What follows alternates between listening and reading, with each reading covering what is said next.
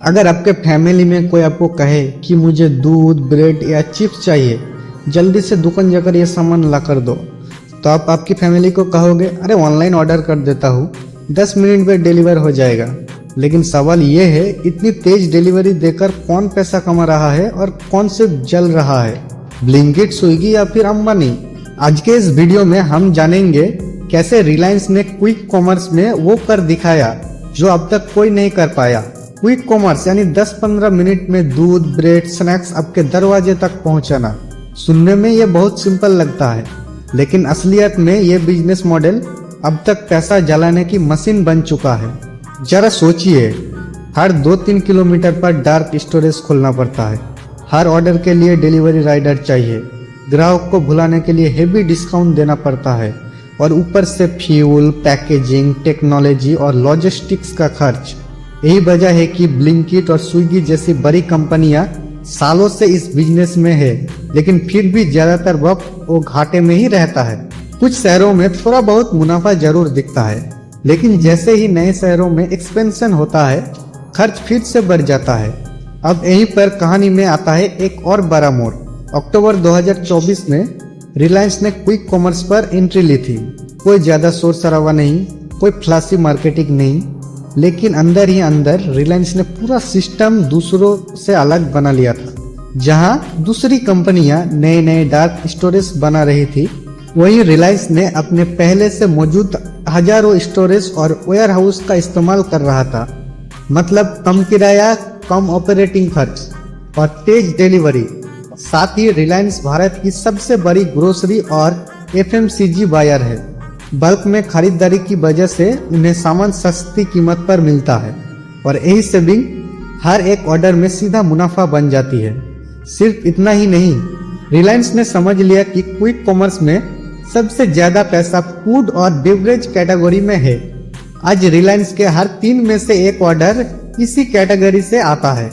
जहां आम किराना दुकानों में 30 से 35% तक वेस्ट जाता है, वही रिलायंस ने अपनी मजबूत सप्लाई चेन से इस नुकसान को काफी हद तक कम कर लिया है।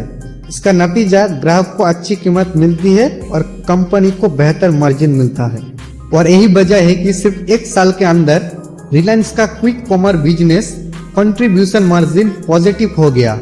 यानी हर ऑर्डर पर अब कंपनी घाटा नहीं बल्कि पैसा कमा रही है। जिस काम के लिए दूसरी बड़ी कंपनियां सालों से जूझ रही थी, रिलायंस ने वही काम 1 साल के अंदर कर दिखाया। अब सवाल ये है, क्या आने वाले समय में क्विक कॉमर्स की असली बाजी रिलायंस ही मरने वाली है? और क्या ब्लिंकिट और स्विगी इस बदलते गेम में खुद को बचा पाएंगे?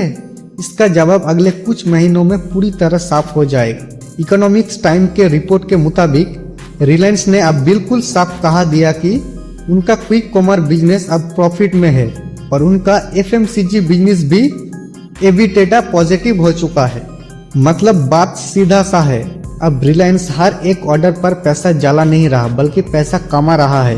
बिजनेस की भाषा में इसे कहते हैं contribution margin positive.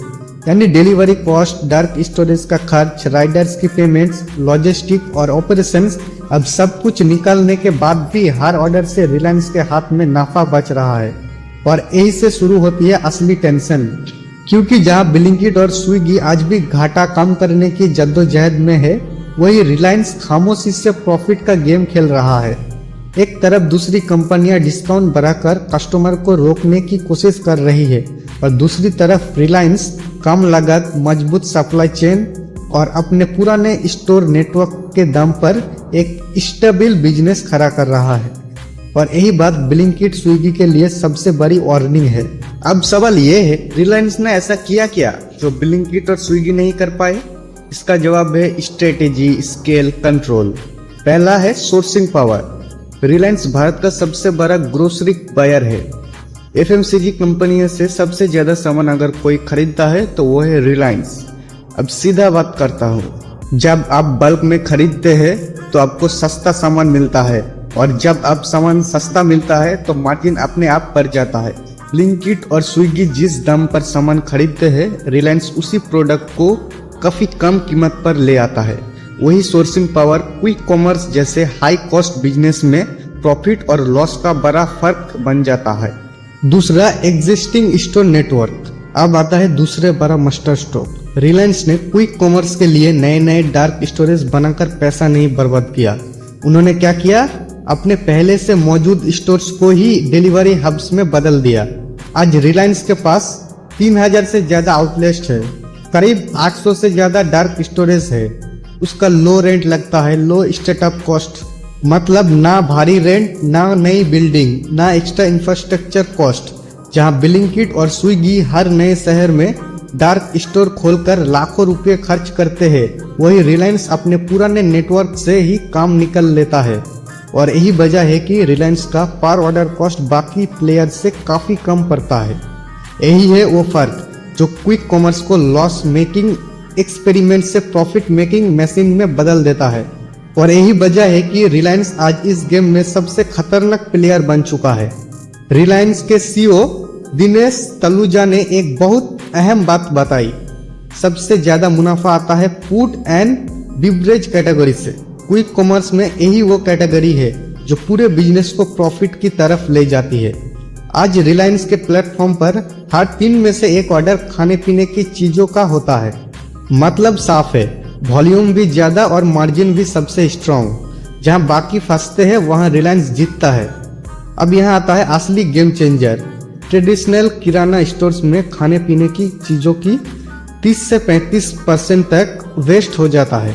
Expire products, पोर स्टोरेज, वीक सप्लाई चेन और वही वेस्ट मुनाफे को खा जाती है। लेकिन रिलायंस ने यहाँ कमाल कर दिखाया। उनकी advance supply chain, real time inventory control, fast movement of goods, इन सब की वजह से रिलायंस ने इस वेस्ट को काफी हद तक कम कर दिया। कम बर्बादी मतलब ज्यादा मुनाफा, सिंपल फॉर्मूला है। कम वेस्ट, कम नुकसान, ज्यादा मार्जिन। और यही वजह है कि रिलायंस का क्विक कॉमर्स आज प्रॉफिट में है, अब सिर्फ ग्रोसरी में नहीं। और यही रिलायंस एक कदम आगे निकल जाता है। जब कंपनी सिर्फ दूध, सब्जी या स्नैक्स नहीं, इलेक्ट्रॉनिक्स, फैशन प्रोडक्ट्स भी 10 मिनट में डिलीवर कर रही है, मतलब एवरेज ऑर्डर वैल्यू बढ़ रही है, कस्टमर डिपेंडेंसी बढ़ रही है, प्रॉफिट मल्टीपल डायरेक्शन से आ रहा है। यही वजह है कि स्ट्रेटेजी और रिलायंस को क्विक कॉमर्स की रेस में बाकी सबसे अलग बनाती है। दिसंबर 2025 क्वार्टर में डेली ऑर्डर्स लगभग 16 लाख आता था। क्वार्टर ग्रोथ रेट है 53%। इतनी तेज ग्रोथ क्विक कॉमर्स के पूरे इतिहास में पहले कभी नहीं देखी गई। जहां बाकी कंपनियां अब भी घाटे में निकलने की कोशिश में है, वही रिलायंस तेजी से स्केल कर रहा है। और वही रिलायंस का लक्ष्य बिल्कुल साफ है, इंडिया का नंबर 1 क्विक कॉमर्स प्लेयर बनना। ब्लिंकिट कुछ सिलेक्टेड सिटी में प्रॉफिट में जरूर है, लेकिन जैसे ही एक्सपेंशन होता है ओवरऑल बिजनेस में वो लॉस में ही रहता है। लेकिन स्विगी की हालत थोड़ी बेहतर है, लॉस कम है लेकिन अभी भी पूरी तरह प्रॉफिट जोन में नहीं पहुंचा। यानी साफ शब्दों में कहे तो जहां ब्लिंकिट और स्विगी अब भी रास्ता ढूंढ रहा है, वही रिलायंस वो लेवल ऑलरेडी अचीव कर चुका है जिस तक पहुंचाना बाकी प्लेयर का अलग सपना है। क्विक कॉमर्स में सिर्फ तेज डिलीवरी ही सब कुछ नहीं होता, असली ताकत होता है supply chain, scale, cost control. और आज ये तीनों ताकत एक ही नाम के पास है, रिलायंस।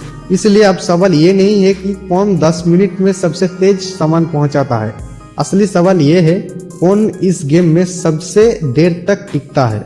और मौजूदा हालत देखकर एक बात बहुत साफ दिख रही है, इस रेस में अंबानी सबसे आगे चल रहा है। अगर आपको ऐसे ही रियल स्टोरीज, मार्केट के हाइडन ट्रूथ और फ्यूचर फोकस्ड एनालिसिस पसंद है तो चैनल को सब्सक्राइब जरूर कीजिए।